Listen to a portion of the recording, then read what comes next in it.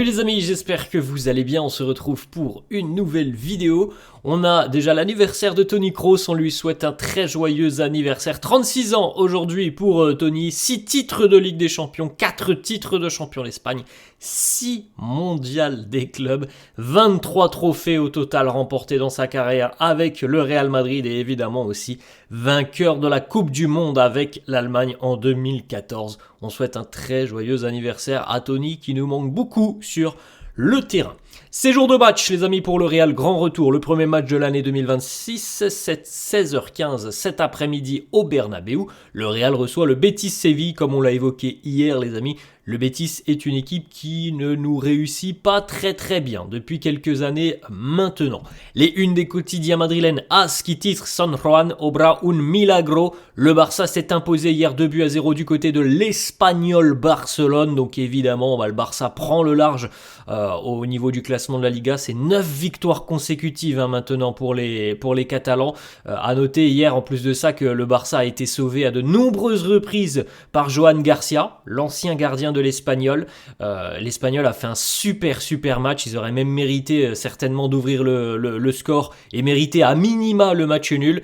Mais voilà, le Barça est quand même une équipe très dangereuse. Le but de Dani Olmo en fin de match là, à 87e, il y avait encore 0-0 à la 86e les amis. À la 87e, Dani Olmo nous a sorti un geste assez dingue et le Barça s'impose encore une fois dans un match périlleux. Donc difficile d'arrêter le Barça en ce moment en Liga et évidemment pour le Real c'est une mauvaise nouvelle parce que l'écart continue de se creuser et la pression est bien présente sur le Real avant le match de cet après-midi. Solo ante el peligro, le seul danger pour le Real. Donc on l'a évoqué évidemment la blessure de Kylian Mbappé. On aura une petite déclat d'ailleurs de Xabi Alonso dans quelques instants. Marca qui titre Año Nuevo, Vida Nueva. Bon, on avait déjà vu cette une je crois il y a quelques jours. Une nouvelle année, une nouvelle chance, une nouvelle vie pour le Real. De toute façon, on l'a dit les amis, dans une semaine, on saura véritablement où on en est du côté du Real en espérant évidemment que là, les 3 prochains matchs soient très positifs et que les résultats soient positifs. Sinon, Xabi Alonso va évidemment être en très grande difficulté. On continue les amis avec quelques petites photos de l'entraînement de la veille. Justement, Xabi Alonso aux consignes avec ses joueurs. Le retour confirmé de Dani Carvajal qui était de nouveau de retour à l'entraînement hier. Ça fait 2 jours consécutivement que Dani est présent. Les petites photos aussi pour Alvaro Carreras et le trio sud-américain Rodrigo au duel avec Vinicius. En arrière-plan, on retrouve Fede Valverde, la parade de Thibaut Courtois, Jude Bellingham aussi au duel avec un Dani Ceballos qui vole dans les airs. Petite information en revanche les amis, Dean Huijsen ne s'est pas entraîné hier. Il semble que Dean ne jouera pas cet après-midi. Il a une surcharge au niveau d'un muscle. Bon, c'est quand même assez inquiétant pour Dean Huijsen. Visiblement, la trêve n'a pas porté ses fruits. 3 jours d'entraînement, déjà une nouvelle petite blessure. Alors, c'est pas une blessure de 3 semaines ou 1 mois, mais voilà, absence cet après-midi. Il y a de grandes chances aussi qu'il ne puisse pas être disponible pour affronter l'Atlético en milieu de semaine lors de la Supercoupe. Bon, on repart l'année 2026 les amis, on repart sur les mêmes bases avec déjà la deuxième blessure. On est le 4 janvier, c'est déjà la deuxième blessure du côté du Real Madrid. C'est plutôt inquiétant. Voilà, c'est plutôt inquiétant à l'aube de cette seconde partie de saison qui va être très chargé.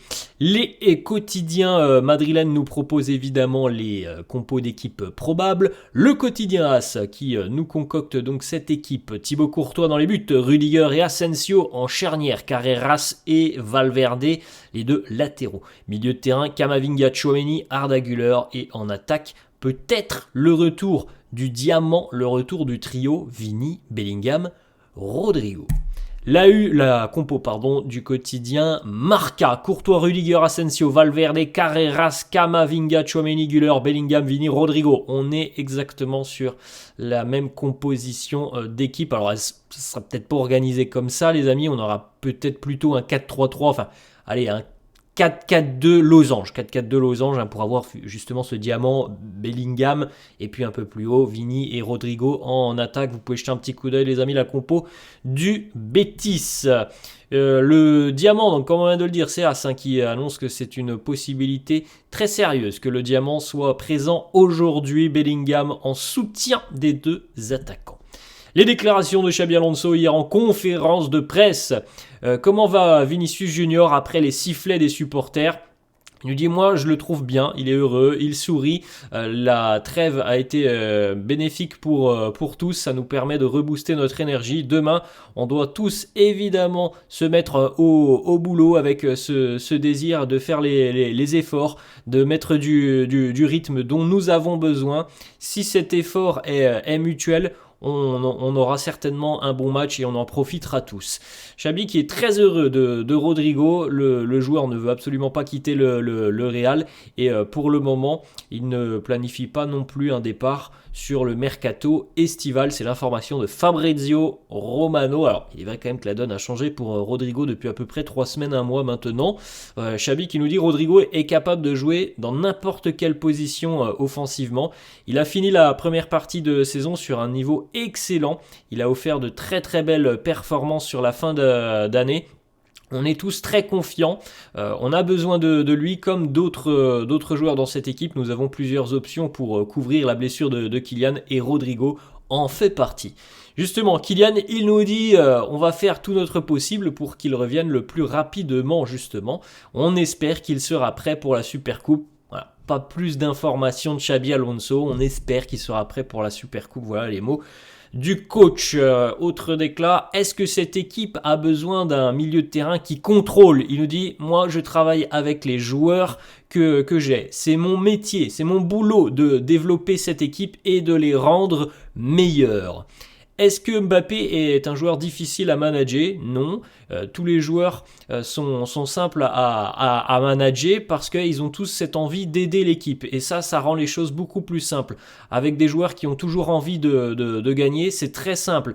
Et mon boulot à moi, c'est de prendre les décisions et de prendre mes responsabilités aussi pour eux. Rodrigo, on l'a dit les amis, il est sur une forme étincelante, il peut jouer n'importe où, on a véritablement besoin de lui. Xabi Alonso évoque aussi un petit peu le mercato hivernal avec cette déclaration qui est quand même, qui laisse ouvrir peut-être l'éventualité d'une arrivée. Il nous dit, on est très heureux de l'équipe et des joueurs dont nous disposons, mais on regarde aussi le marché pour tenter d'améliorer l'équipe. Donc, on est sur une déclaration quand même les amis qui entrouvre la porte peut-être à une arrivée. Alors il faudrait évidemment que beaucoup de conditions soient réunies. Quand je dis beaucoup de conditions les amis, ça veut dire que ça soit une belle opportunité sportive, financière, que le joueur ne coûte pas trop cher. Il faut beaucoup de critères pour que le Real passe à l'action, je pense, sur le mercato hivernal. Mais en tout cas, voilà, on nous a annoncé depuis 1 ou 2 mois, d'après tous les médias, que le mercato du Real serait clos, qu'il ne se passerait rien, à part le départ d'Hendrick. Et là, on a quand même Xabi Alonso qui nous dit, voilà, on regarde quand même ce qui se passe sur le marché des transferts. Ce sont ses mots. Une petite déclaration de Walid Regragui du côté du Maroc qui répond aux journalistes. Et les journalistes lui posent cette question, est-ce que le Maroc est trop dépendant de Brahim Diaz ? Il nous dit, si on est trop dépendant de Brahim, mais qu'il nous ramène le trophée, moi je serai le plus heureux. Voilà la déclaration de Walid Regragui. Alors on a vu les performances de Brahim sur la phase de groupe, il a été très à son avantage.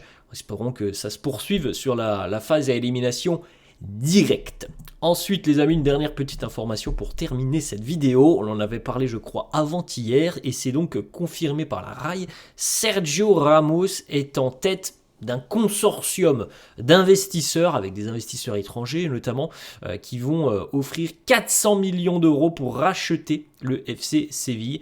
Il est soutenu par des investisseurs étrangers, notamment un fonds américain. Donc affaire à suivre entre Sergio Ramos et le FC Séville. Voilà les amis, la fin de cette vidéo. J'espère que ça vous a plu. N'hésitez pas comme d'hab à lâcher un petit pouce bleu. Merci à tous ceux qui le feront. Je vous souhaite une très bonne journée. Je vous souhaite un bon match si vous le suivez cet après-midi 16h15. Et nous, on se retrouvera demain. Ciao à tous.